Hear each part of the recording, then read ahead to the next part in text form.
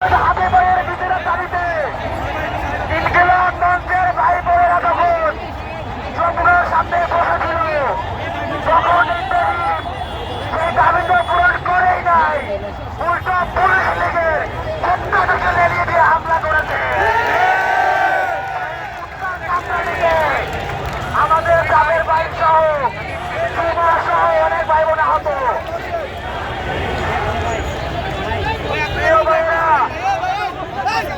আমরা যেহেতু রক্ত দিয়েছি, সুতরাং সেই রক্ত আমি রক্তের বন্যা দাঁড়িয়ে করে দেওয়া যাবে না। সুতরাং সবাইকে ধৈর্য ধরে এখানে বসার অনুরোধ জানাচ্ছে। আমাদের কাছে কিছুক্ষণ পূর্বে ইনকিলাব মঞ্চের সদস্য সচিব আব্দুল্লাহ সাহেবের কথা হয়েছে। যাদের ভাই হাসপাতালে আছেন, তিনি আহত হয়েছেন, তার চিকিৎসা চলছে।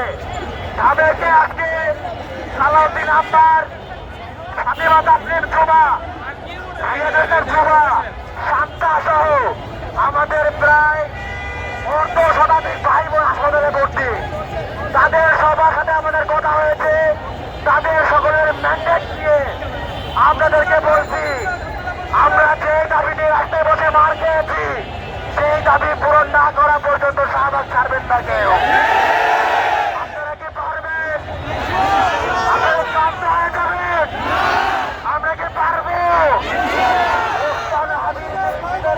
আমরা বলেছিলাম জাতিসংঘের অধীনে তদন্ত করার যে দাবি আমাদের, সেই দাবি পূরণ না করা পর্যন্ত আপনারা কি ফিরবেন? আমরা কালিয়াতে ফিরবো না। আমরা যেহেতু রক্ত দিয়েছি, সেই রক্তের দাম উসুল করেই ছাড়বো।